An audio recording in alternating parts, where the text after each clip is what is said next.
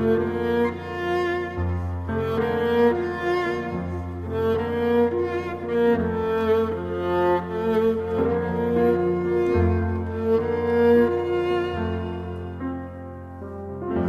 Father, siya yung tipo ng tao na hindi mahirap lapitan.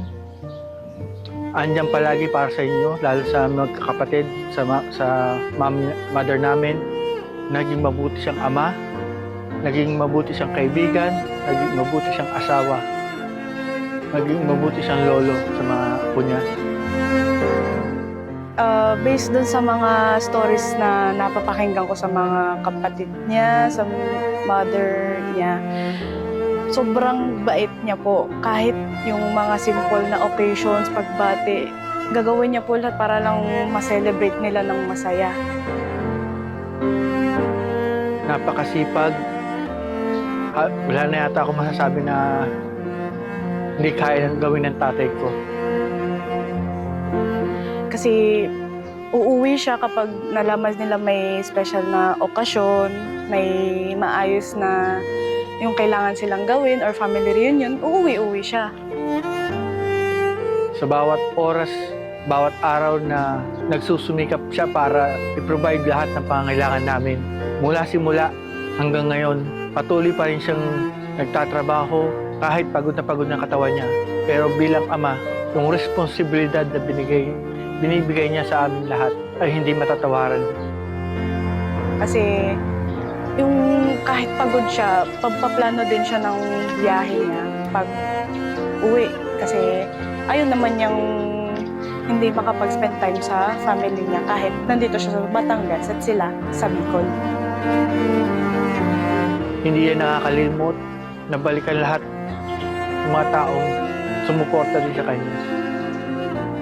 May problema sila, may mga kailangan silang gampanan or ano. Nandun naman si Papa na kahit konting tulong ibibigay din niya kasi sobrang hindi niya pababayaan kahit yung family niya, kapatid niya, mga pinsan niya, or yung mga pamilya nila kasi alam ni Papa na hindi pwede mag-give up sa isa't isa ang pamilya.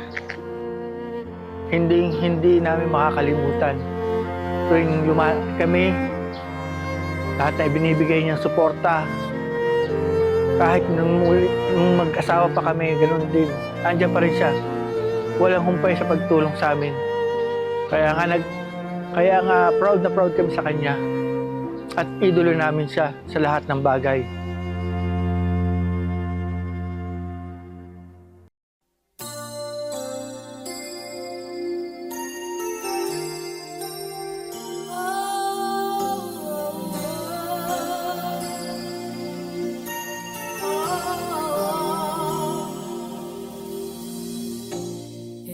Hi pa. One last time. One last mass. Hindi na tayo late. Ang hirap pong i-condense yung lifetime of love, sacrifice, and memories into a few minutes. But I hope to honor Papa the best that I can.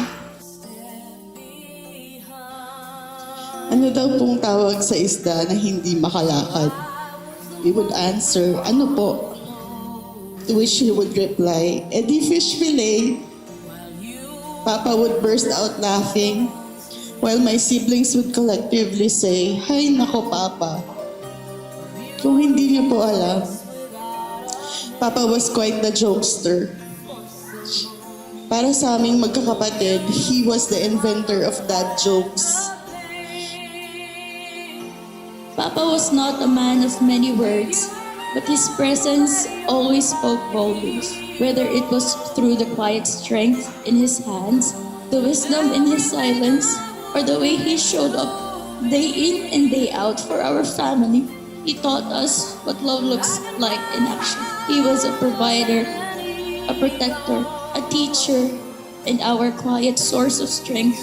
He had his ways, sometimes strict, often stubborn, but we always knew that everything he did was for our good.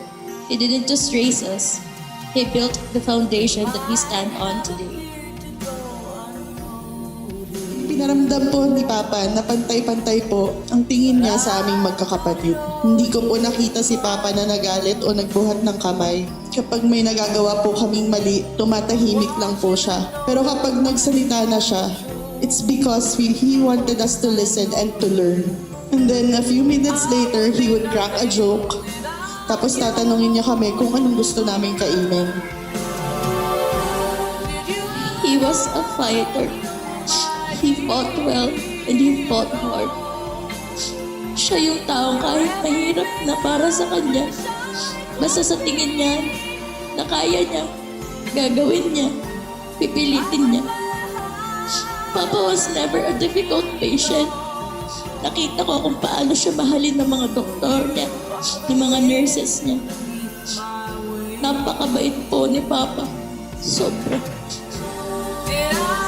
Above all, my Papa was a very strong man. Living up to his mighty name, Hercules. He was always wearing a bright, big smile, even when he was in pain. Papa Holly will remain in our hearts. His jokes, his cookings, his teachings, his love for music, his dedication for his work, his loyalty to his friends, his love for our mama, his unending support for our family. A man of few words, a man of kindness and generosity.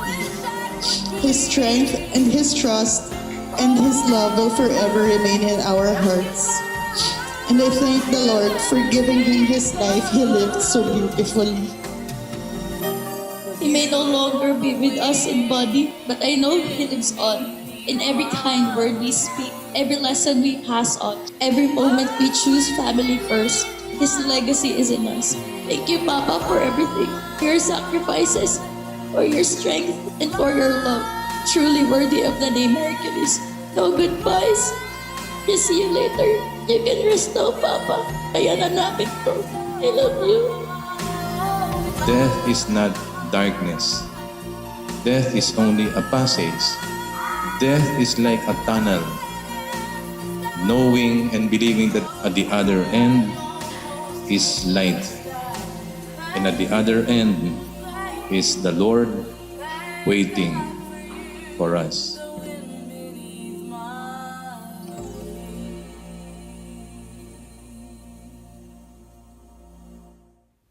Hey Jude, don't make it bad. Take a sad song and make it better. Alam ko nasa maayos ka naman. Magiging maayos din kami. Magiging matatag. At lahat ng iniwan mo sa amin, pahahalagahan namin. Lalo na ang pamilyang binuo mo para sa amin. Be afraid. You were made to go out and get hurt. Ngayon, papahinga na kayo. Huwag na kayo mamroblema masyado kasi kaya na namin to eh. Mahal namin kayo pa. Mahal ko po kayo.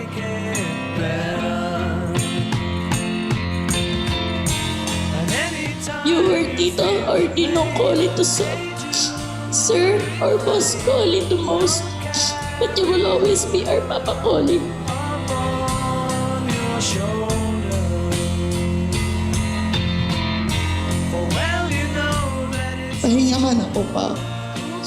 Mahal na mahal ka po namin. And may you rest in eternal peace. a little colder.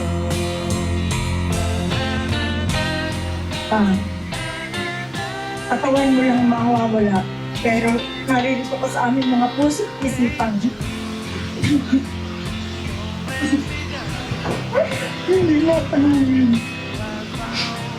Mahal na mahal kita, huli ka sa iyong mga anak.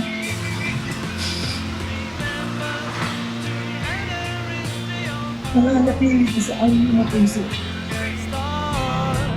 To make it better. So let it out and let